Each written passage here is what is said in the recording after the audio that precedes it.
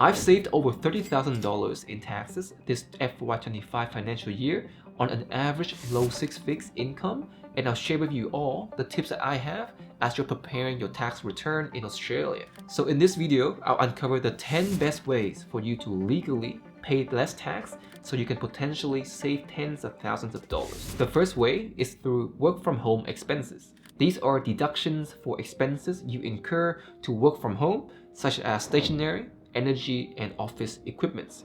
And there are two main methods: fixed rate method and actual cost method. Let's start with the first method, the fixed rate method, and it's the one that I personally use. With the fixed rate method, you're pretty much claiming 67 cents per work hour for any additional running expenses that you incur while working. And these expenses include mobile, internet, electricity, gas, lighting, computers, and stationery. And since you're covering these expenses here, you cannot claim them elsewhere, or the ATO will fine you for double claiming. And these expenses under fixed rate method do not include depreciation on work devices, maintenance, and cleaning fees.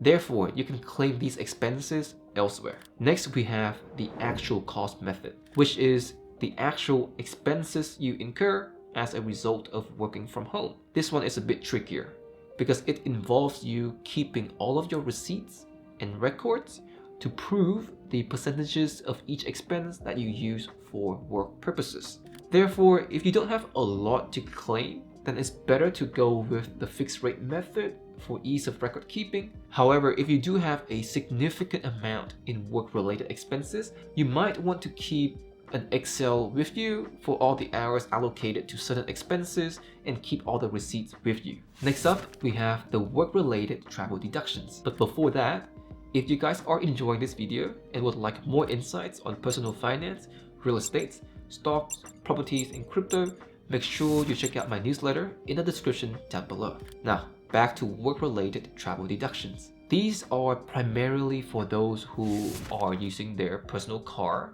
for work-related travel. Now, this does not cover trips between your home and place of work unless you're going to a client site or doing any business trip from your workplace. So, taxi, rideshare, and public transport could also be tax deductions only if they are work-related and they met the criteria I mentioned just now. And there are two main ways you can calculate your car deductions. Those are cents per kilometers and the logbook method.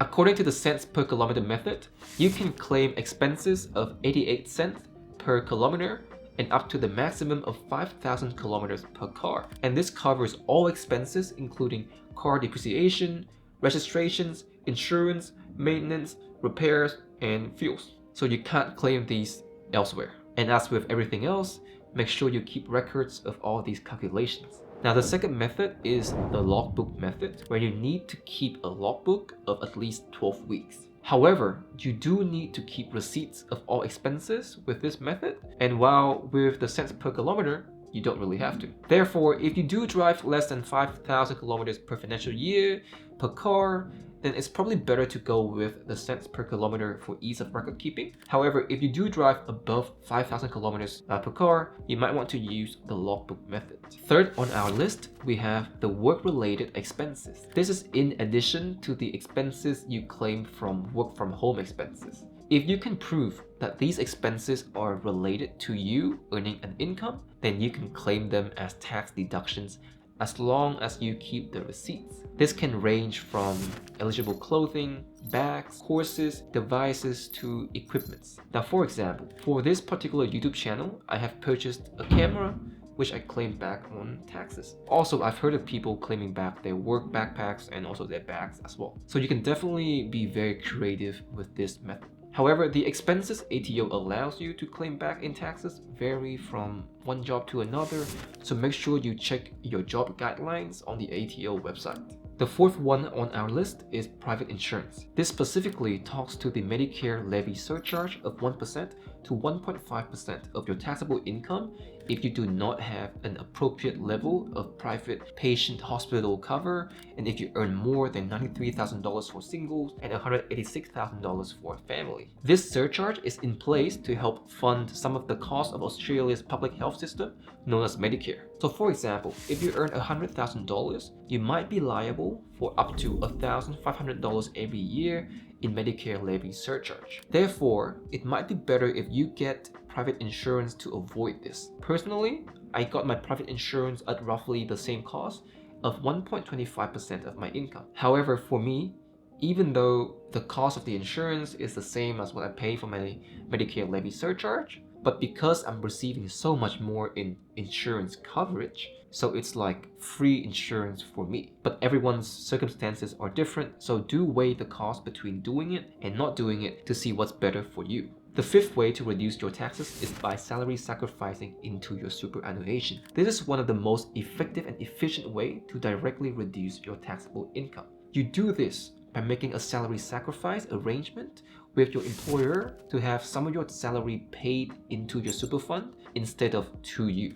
And these concessional contributions are taxed at a much lower rate of only around 15%, which is generally less than your marginal tax rate that can be up to 47%.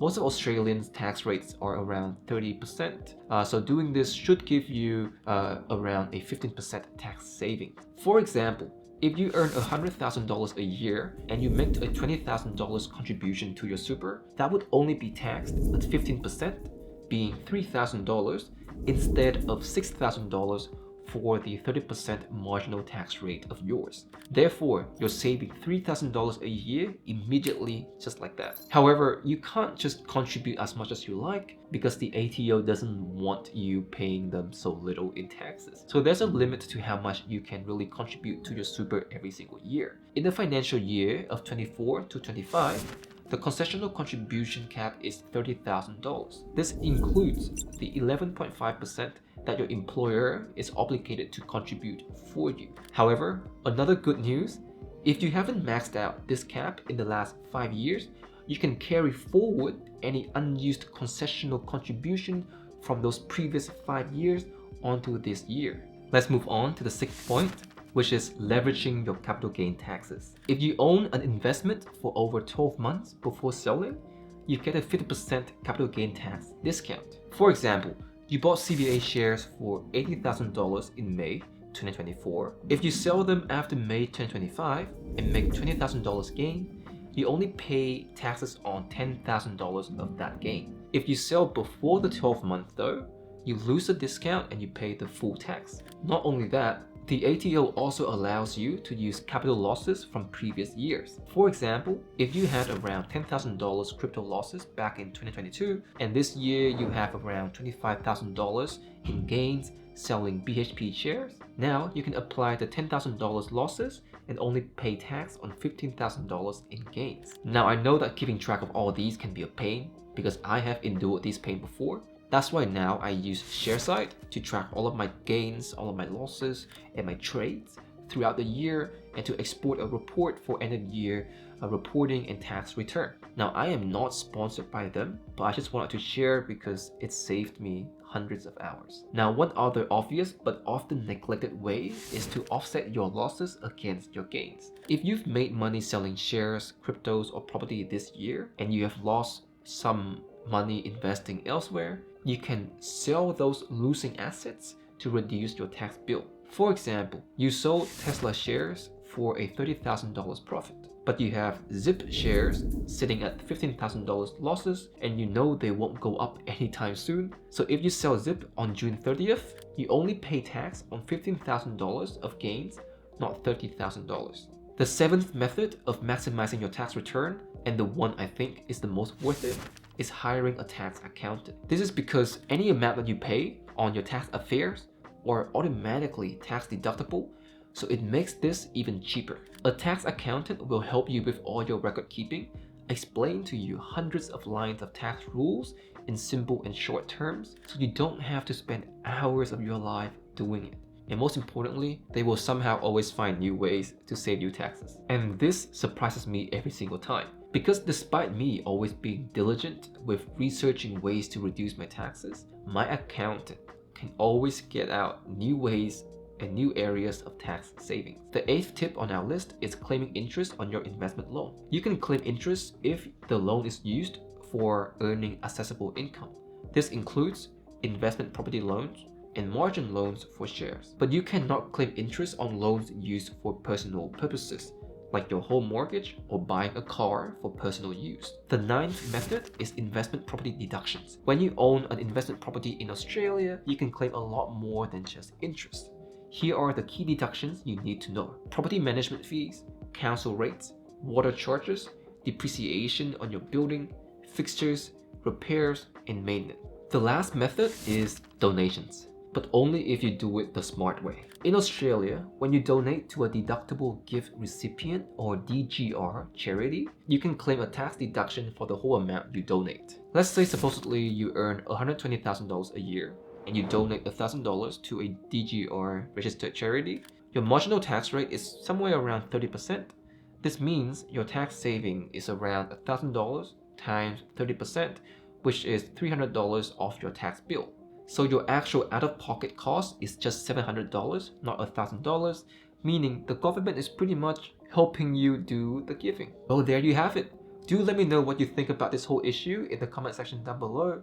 And if you want to see further insights about personal finance, market of real estate, crypto, and stocks, do make sure you subscribe to my newsletter and my channel because I will be revealing the rest very soon.